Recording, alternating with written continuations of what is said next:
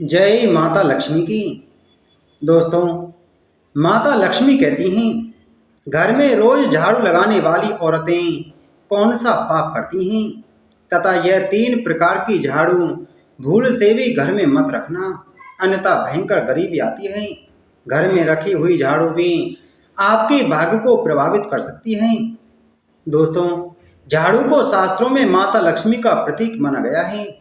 अगर सही तरीके से इस्तेमाल की जाए तो ये इंसान को माला माल बना सकती है, लेकिन अगर झाड़ू से जुड़ी कुछ गलतियां कर दी जाएं तो वही इंसान कंगाल भी हो सकता है। झाड़ू को सही दिशा में और सही ढंग से रखना बहुत जरूरी है, वरना यह माता लक्ष्मी की बहन अलक्ष्मी को आकर्षित करती है, जो कि दरिद्रता और संकटों की प्रतीक मानी जाती है। हमारे सनातन हिंदू धर्म शास्त्रों में झाड़ू से जुड़े हुए कई सगुन और कई अपशगुन बताए गए हैं। झाड़ू को लेकर कुछ काम बिल्कुल भी नहीं करने चाहिए, अन्यथा जीवन में परेशानियां आने लगती हैं। तो चलिए आज की कथा को शुरू करते हैं। दोस्तों, उससे पहले आपसे निवेदन करना चाहूँगा, अगर आप हमारे चैनल पर पहली बार आए हैं और अभी तक आपने हमारे चैनल को सब्सक्राइब नहीं किया है तो चैनल को सब्सक्राइब करें, बगल में घंटी के बटन को जरूर दबाएं, जिससे हमारी आने वाली सभी वीडियो आप तक पहुंच सकें। दोस्तों, वीडियो पसंद आए तो वीडियो को लाइक और शेयर जरूर करें। आइए अब कथा को शुरू करते हैं। तो दोस्तों, सच्ची श्रद्धा से कमेंट बॉक्स में जय माता लक्ष्मी जरूर लिखें। दोस्तों, एक समय की बात है, किसी नगर में एक अत्यंत धनवान सेठ अपनी पत्नी के साथ रहा करता था। वह भगवान श्री विष्णु का बड़ा भक्त था। प्रतिदिन उठकर तुलसी में जल देता था, उनकी नित्य पूजा आराधना करता था। उसकी पत्नी अत्यंत सद्गुणी, विनम्र और धर्मपरायण स्त्री थी। दोनों का जीवन सुख समृद्धि से भरा था, किंतु संतान के अभाव में वे बहुत दुखी थी। बहुत प्रार्थना और पूजा के बाद एक दिन उनकी प्रार्थना स्वीकार हुई और फिर उनके घर एक सुंदर पुत्री ने जन्म लिया। माता पिता ने अपनी पुत्री का नाम सुनंदा रखा। सुनंदा बचपन से ही माता पिता की अत्यंत प्रिय थी। कई सारी मन्नतें मांगते हुए और भगवान शिव के सोमवार के व्रत करने से उन्हें पुत्री की प्राप्ति हुई थी। इसलिए सेठ और उनकी पत्नी उस कन्या को हमेशा अपनी पलकों पर बिठा कर रखते थे।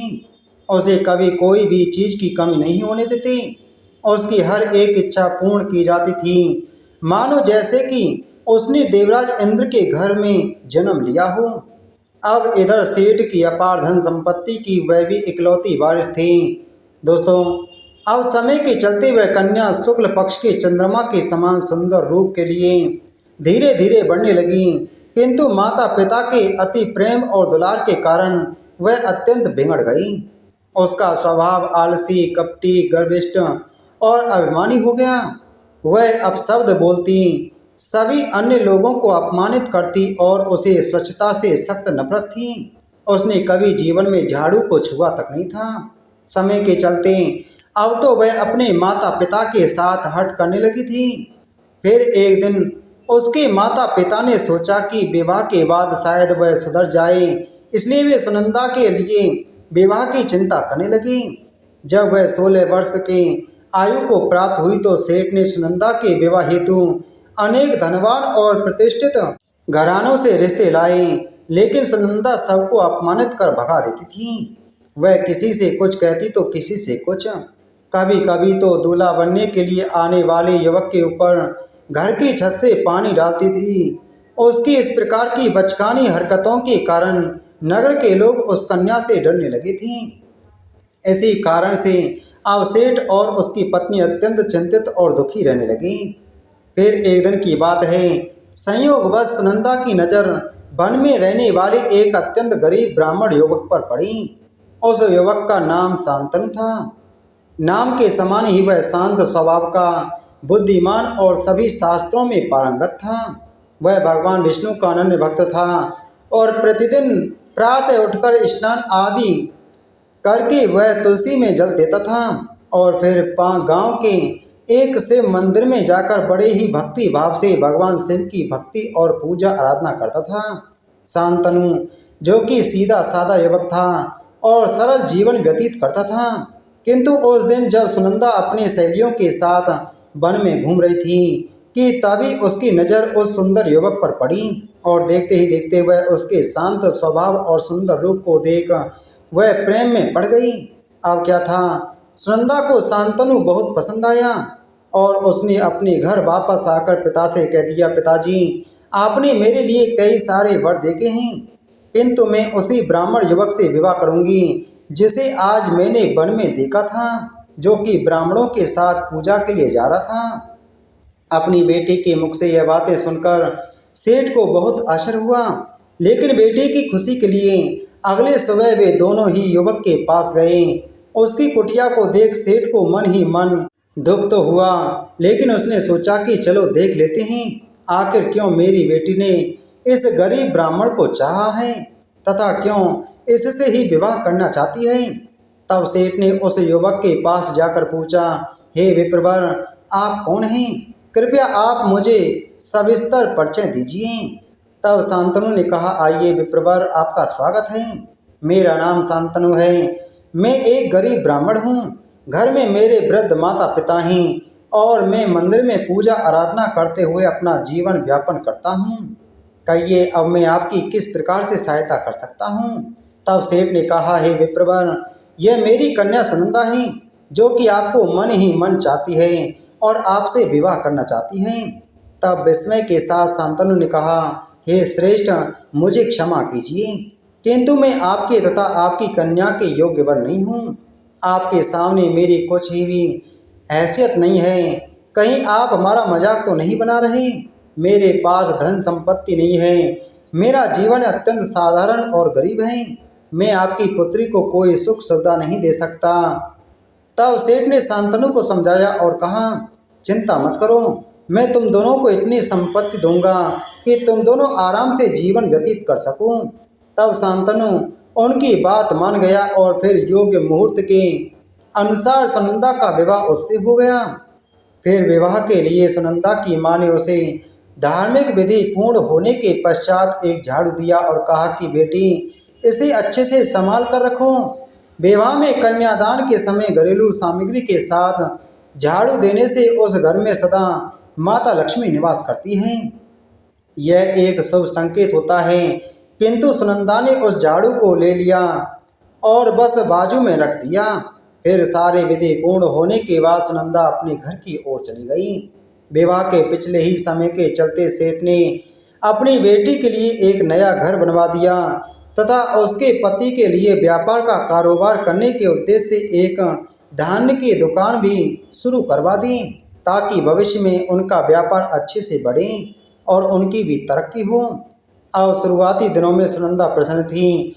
वह अपने पति के साथ स्नेहपूर्वक सहवास करती थी, लेकिन जल्द ही वह अपना असली रंग दिखाने लगी। आलसी और घमंडी होने के कारण वह घर की साफ सफाई बिल्कुल भी नहीं करती थी। अब हर समय घर गंदा रहता, भोजन के पश्चात बर्तन जैसे के तैसे पड़े के पड़े ही रहते थे। हर जगह घर में मकड़ियों के जाले लगे रहते थे। फिर एक दिन की बात है जब सुनंदा के पति शांतनु ने उसे समझाते हुए और कहा, अरे सुनंदा, एक पतिव्रता स्त्री को स्वच्छता से प्रेम होना चाहिए तथा सभी प्रकार के गृह कार्य में दक्ष रहना चाहिए। तुम तो किसी भी प्रकार का कोई भी काम नहीं करती हो। तब सुनंदा ने कहा, अजी छोड़िए, आप ऐसी बातें ना करें तो ही अच्छा है। आज तक मैंने मेरे घर में कोई भी काम नहीं किया है और हाँ, आगे भी कुछ नहीं करूँगी। अगर आपको लगता है सारे काम आपकी माँ को ही करने पड़ रहे हैं तो मैं आज ही पिताजी से कहकर 2-4 नौकर अपने यहाँ भी बुलवा लेती हूँ। वैसे भी यह सब कुछ मेरा ही है तो मुझे काम करने की क्या मजबूरी आ पड़ेगी। तब अपनी पत्नी की ऐसी बातें सुनकर शांतनु दंग रह गया और वह कुछ भी नहीं बोल पाया। अब इसी प्रकार सुनंदा की माँ ने भी उसे कई बार समझाया कि स्त्री को कैसे रहना चाहिए, परंतु वह सुधरने का नाम नहीं लेती थी। कुछ दिन बाद शांतनु ने अपना छोटा सा व्यापार आरंभ किया, लेकिन पत्नी की लापरवाही और घर के वातावरण के कारण वह असफल होने लगा। उसकी दुकान पर कोई भी नहीं आता था। आया तो उसके निराश चेहरे को देखकर वहां से आगे की ओर चला जाता था। अब इसी तरह से दिन बीतते जा रहे थे। फिर एक दिन की बात है, शांतनु को अपने व्यापार के कार्यों के कारण किसी अन्य नगर में जाना था। इसलिए वह सुबह उठते ही किसी से कुछ बिना कहे ही अपने सामान को बांधकर अपनी बैलगाड़ी को लेकर चला गया।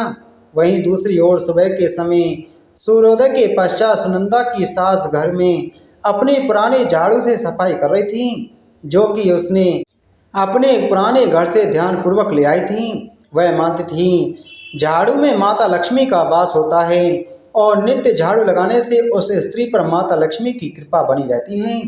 किंतु अपनी बहू के ऐसे निष्ठुर बर्ताव को देख उसे वह कुछ भी नहीं कहती थी। किंतु उसी दिन संयोग से सुनंदा का ध्यान उसकी सास की झाड़ू पर अचानक से गया, जिसे देख उसे याद आया कि उसकी माँ ने भेंट के स्वरूप में शगुन के साथ झाड़ू भी दिया था।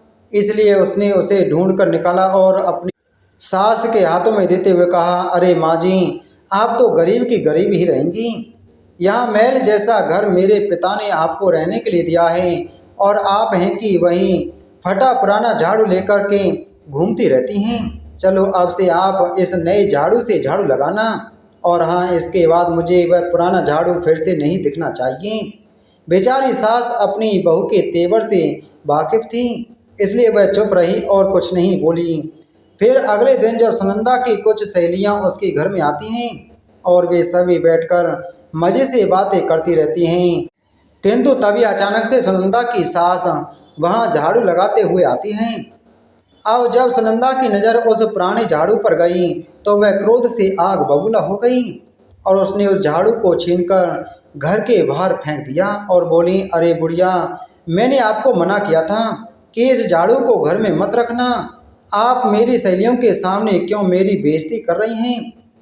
एक तो मेरे पिता ने आपको रहने को घर दिया, आप तो मेरे ही बातों को नज़रअंदाज कर रही हैं।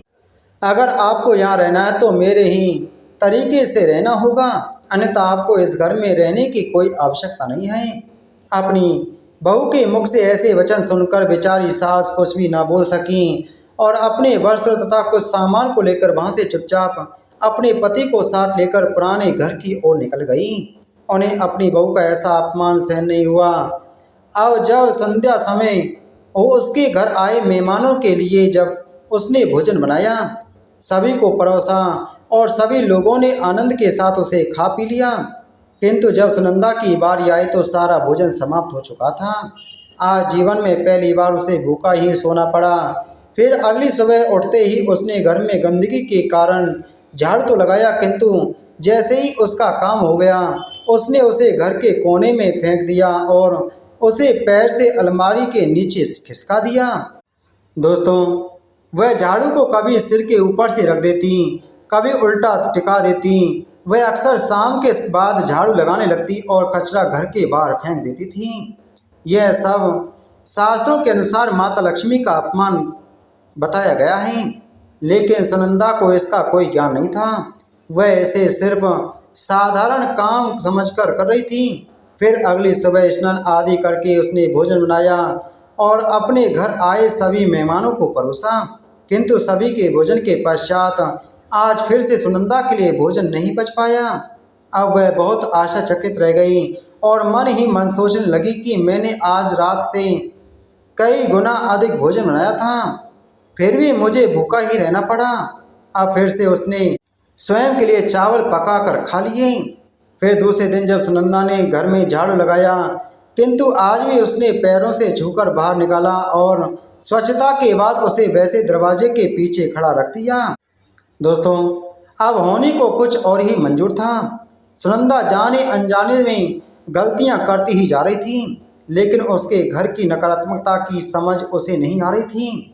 अभी इसी प्रकार से कुछ दिन बीतते जा रहे थे। सुनंदा अब अकेली होने के कारण उससे मिलने हर दिन कोई ना कोई मेहमान आता रहता था, किंतु जब भी वह उनके लिए भोजन बनाती और पहले से अधिक मात्रा में बनाती थी, फिर भी वह समाप्त हो जाता था।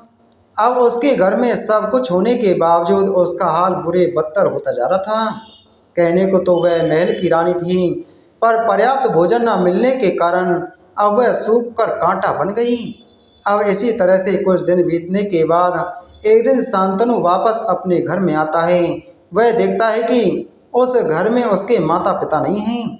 जब उसने पूछा कि अरे भाग्यवान, मेरे माता पिता कहाँ गए हैं? वे काफ़ी समय से दिखाई नहीं दे रहे। मैं तो कब से उन्हें ढूंढ रहा हूँ। क्या तुम जानती हो आखिर वे कहाँ गए हैं? तो उसने बताया कि उन्हें मेरे साथ रहना रास नहीं आया है, इसलिए वे अपने पुराने घर को चले गए हैं। इस बात को सुनकर शांतनु को बड़ा ही दुख हुआ। अब वह समझ गया सुनंदा को उसके माता पिता बोझ लगने लगे हैं, इसलिए उस दिन वह अपनी पत्नी से कुछ नहीं कहता है, क्योंकि उससे मुंह लगाना कितना भारी पड़ सकता है यह भली भांति जानता था। तो उसने भोजन किया और शांत चित्त होकर सो गया। फिर अगले दिन दोनों पति पत्नी घर के आंगन में झगड़ा कर रहे थे।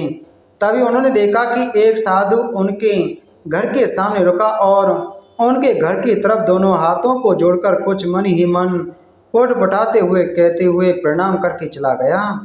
उन्हें आश्चर्य हुआ कि साधु ने किसे प्रणाम किया। फिर अगले दिन से यह रोज का क्रम हो गया। साधु प्रतिदिन उनके घर के सामने आता, हाथ जोड़कर प्रणाम करता और चला जाता। अब धीरे धीरे सुनंदा की बुरी आदतों के कारण घर का सारा धन संपत्ति समाप्त होने लगी। वह अपने पिता से धन मांगकर पिता को भी कंगाल बना चुकी थी। अब एक दिन शांतनु की उसकी हरकतों से तंग आकर उसे छोड़कर चला गया और माता पिता की सेवा करने लगा। वह साधु साक्षात भगवान श्री हरि विष्णु थे, जो सुनंदा को मार्गदर्शन करने हेतु धरती लोक पर एक साधु का रूप धारण करके आए थे, क्योंकि सुनंदा के माता पिता ने भगवान विष्णु की खूब पूजा की थी। इसलिए भक्त वत्सल प्रभु स्वयं उसकी सहायता करने के लिए आए थे। दोस्तों, अब इधर सुनंदा अकेली रह गई, लेकिन उसका स्वभाव नहीं बदला। वह ऐसो आराम से जीकर बचा कुचा जो धन था उसने भी उड़ा दिया। अब उसके पिता ने भी उसका त्याग कर दिया। अंत में वह पूरी तरह से कंगाल होकर अपने घर में अकेली रह गई। अब उसे अपने कर्मों का पश्चाताप होने लगा, लेकिन अब बहुत देर हो चुकी थी। किंतु इसी बीच एक बात नहीं बदली। वह साधु अभी भी रोज उसके घर के सामने आते, प्रणाम करते और मन ही मन कुछ कहते हुए वहां से चले जाते थे। फिर एक दिन सुनंदा से रहा नहीं गया। वह घर के बाहर निकली और क्रोध से बोली, हे साधु, प्रतिदिन मेरे घर को देखकर तुम किसे प्रणाम करते हो? मेरे घर में तो अब कुछ भी नहीं बचा, लेकिन तुम हो कि हर दिन मुझे प्रणाम करते हो। आखिर तुम्हें क्या चाहिए? तब वह साधु मुस्कुराया और बोला, हे पुत्री, मैं तुम्हारे घर में विराजमान देवी अलक्ष्मी को प्रणाम करता हूँ। तुम्हारे घर में जो गंदगी, आलस, अभिमान और कटुवाणी विराजमान है, वही देवी अलक्ष्मी का स्वरूप है। मैं उनका सम्मान करता हूँ ताकि वे मेरे घर कभी ना आएं। इसलिए प्रतिदिन जब भी मैं आपके घर के सामने से गुजरता हूँ, मैं अलक्ष्मी जी को प्रणाम करता हूँ। देखो, जो तुम्हारे घर के ऊपर बैठी हुई है। तो दोस्तों, अब क्या था? सुनंदा यह सुनकर अचंभित रह गई, मानो कि अब तो उसके पैरों के नीचे से जमीन खिसक गई हो। वह कुछ पलों के लिए सदमा पाकर शांत रह गई और कुछ भी आगे बोल नहीं पाई। जब उसने खुद को संभाला, तब उसे समझ आया कि उसने कोई तो बड़ी भूल की है। उसने स्वयं ही देवी लक्ष्मी को त्याग कर देवी अलक्ष्मी को अपने घर में स्थान दिया था। अब वह फूट फूट कर रोने लगी, जिस कारण से उसके साथ ऐसे हो रहा है। तब उसने उस साधु के चरणों को पकड़ लिया और बोली, हे महात्मा, कृपा करें और मुझे इसका कोई उपाय बताएं। सुनंदा के विनम्र भाव को तथा उसके भीतर के पश्चाताप को देखकर साधु भगवान श्री हरि विष्णु कहते हैं कि हे पुत्री, अगर तुझमें साहस है तो ध्यान से सुनो। तुम्हारी ही गलती के कारण ऐसे प्रकोप हुआ है। तुमने घर में रखी झाड़ू का अपमान किया था, इसलिए देवी लक्ष्मी तुम्हारे घर से रुष्ट होकर चली गई हैं। तब सुनंदा कहती है, हे स्वामी, मुझे क्षमा करें और मेरा मार्गदर्शन करें। मैं इस भूल के लिए माता लक्ष्मी से क्षमा याचना करूंगी। आज से उनकी नित्य पूजा आराधना करूंगी। हे महाराज, आपसे मैं विनती करती हूँ, मेरा मार्गदर्शन करें। तब साधु भगवान विष्णु कहते हैं, हे पुत्री, उठो, शांत हो जाओ, मैं तुम्हें मार्गदर्शन करता हूँ, किंतु अब तुम मेरे प्रत्येक शब्द को ध्यानपूर्वक सुनना।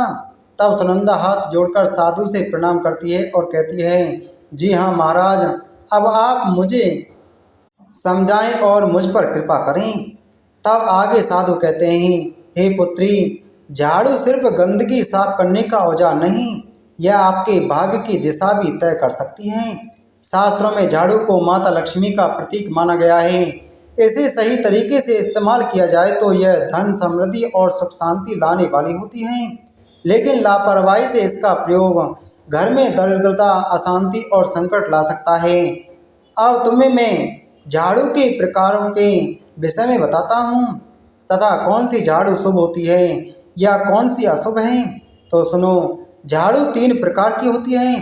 पहला, प्लास्टिक की झाड़ू, यह पूरी तरह त्याज्य मानी जाती है, इसमें धार्मिक ऊर्जा नहीं होती। दूसरा है सीकों वाली झाड़ू, यह सबसे उपयुक्त मानी जाती है, इसे देवी लक्ष्मी का वाहन कहा जाता है। और तीसरी है फूल या सजावटी झाड़ू, यह केवल सजावट के लिए है, सफाई के लिए उपयोग नहीं करनी चाहिए। घरों में केवल सीकों वाली झाड़ू का प्रयोग करें और वह भी प्राकृतिक हो। हे पुत्री, झाड़ू खरीदने का शुभ समय भी आपका भाग्य निश्चित करता है। झाड़ू खरीदने के लिए शनिवार, मंगलवार या रविवार, गुरुवार को सबसे शुभ माना गया है। वहीं सोमवार, बुधवार, गुरुवार और शुक्रवार को झाड़ू खरीदना अशुभ माना जाता है। दीपावली, अमावस्या, ग्रहण, पूर्णिमा जैसे पवित्र तिथियों पर झाड़ू खरीदना और उपयोग करना धनवर्धक होता है।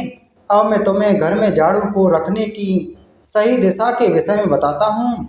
ईशान कोण, उत्तर पूर्व में झाड़ू बिल्कुल ना रखें, यह पूजा स्थल होता है, इससे देव अप्रसन्न होते हैं। दक्षिण पश्चिम को झाड़ू रखने का सबसे उत्तम स्थान माना गया है, यह नेतृत्व कोण है और घर के मुखिया की उन्नति को दर्शाता है।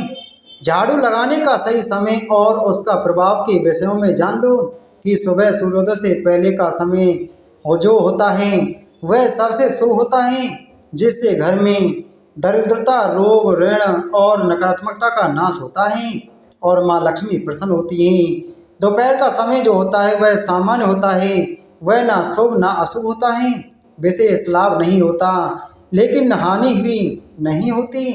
केवल अत्यधिक गंदगी होने पर झाड़ू लगाएं और संध्या, सूर्यास्त के समय और बाद का समय जो होता है वह अत्यंत अशुभ होता है। देवी लक्ष्मी घर छोड़कर चली जाती हैं और देवी अलक्ष्मी दरिद्रता का आगमन होता है, इसलिए संध्या के समय झाड़ू नहीं लगाना चाहिए। यह समय रात्रि देवताओं का माना गया है, जिसमें झाड़ू लगाना वर्जित है। रात में झाड़ू लगाने की मजबूरी हो तो क्या करें? यदि किसी कारणवश रात में झाड़ू लगाना पड़े, जैसे दूध गिर गया हो या कांच टूट गया हो, तो झाड़ू से गंदगी एक जगह समेट कर रख दें। वह कचरा बाहर ना फेंकें और कचरा सुबह सूरज उगने के बाद ही बाहर डालें, क्योंकि यह माना जाता है कि रात में घर का कचरा बाहर निकालना घर से लक्ष्मी के जाने का संकेत होता है और धन का नाश करता है। उसे कभी उल्टा या बिखरा हुआ नहीं छोड़ना चाहिए। झाड़ू को घर में सबसे कोने में ढककर रखना चाहिए, जैसे लक्ष्मी को सम्मान दिया जाता है।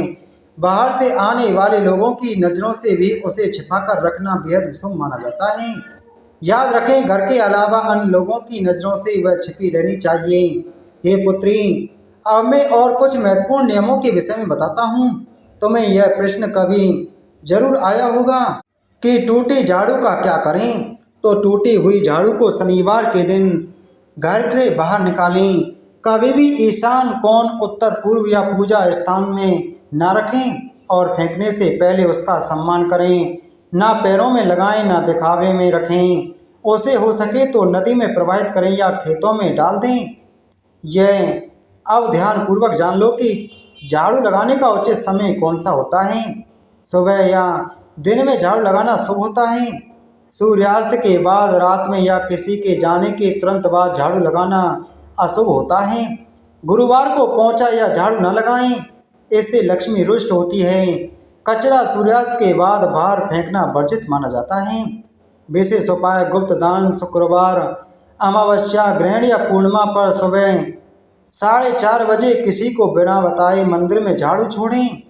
लक्ष्मी कृपा का विशेष योग: दरवाजे पर झाड़ू रात को रखना नकारात्मक ऊर्जा रोकने के लिए होता है।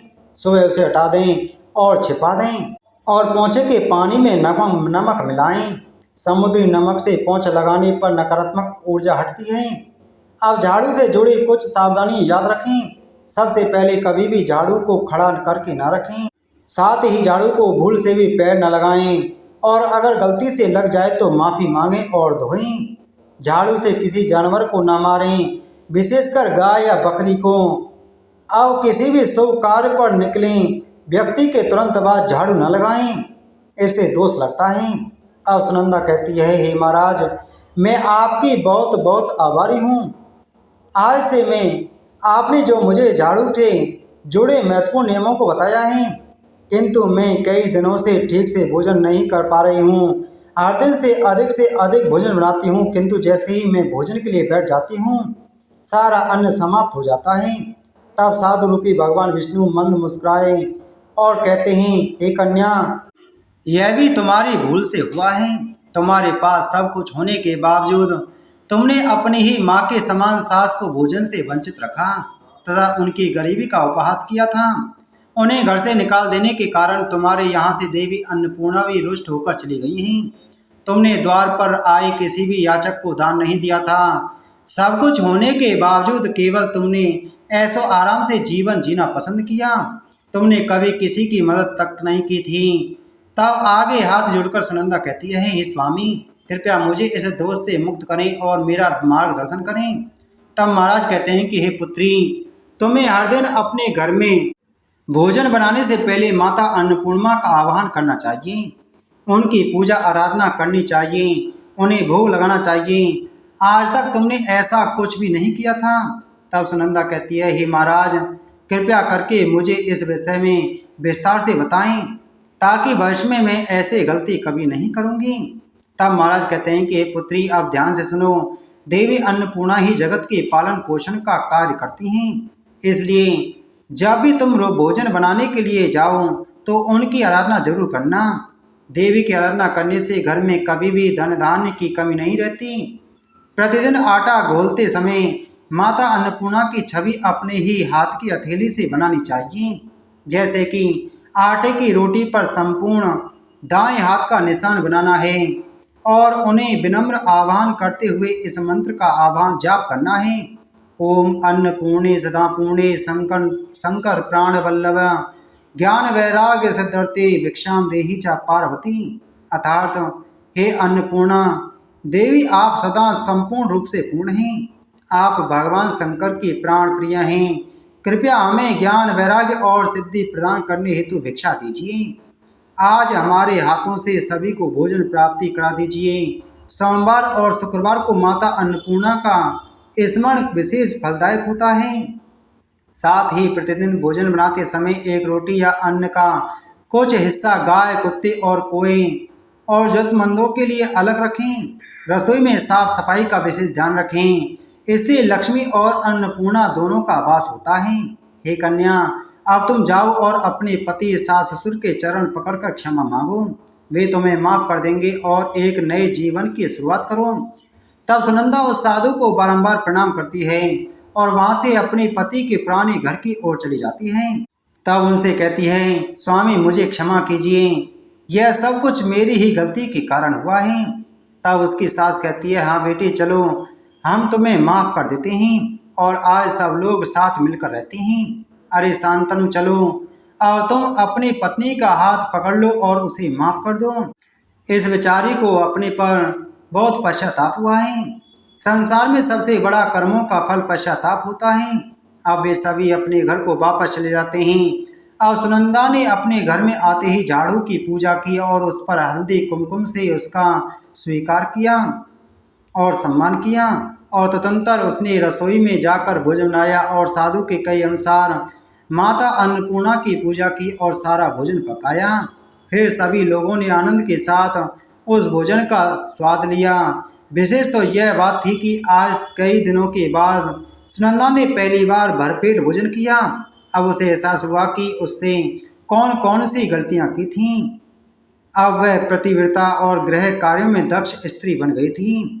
अब हर दिन वह तुलसी में जल देती और पूजा आराधना करती थी और सही समय पर घर में सफाई तथा झाड़ू लगाती थी। तो दोस्तों, इस कथा से हमें शिक्षा मिलती है कि घर में गंदगी, आलस्य, कटुवाणी और अभिमान से देवी अलक्ष्मी का वास होता है और जीवन में दुख, दरिद्रता का आगमन होता है। इसलिए सदैव स्वच्छता, मधुर वाणी और विनम्रता का पालन करना चाहिए। तो दोस्तों, उम्मीद करता हूँ कि आपको यह कहानी पसंद आई होगी। अगर आपको यह कहानी पसंद आई हो तो वीडियो को लाइक करें, वीडियो को शेयर करें। चैनल पर पहली बार आए हैं तो चैनल को सब्सक्राइब करें। मिलते हैं आपसे अगली वीडियो में। जय श्री कृष्ण। जय अन्नपूर्णा माता की, जय लक्ष्मी माता की।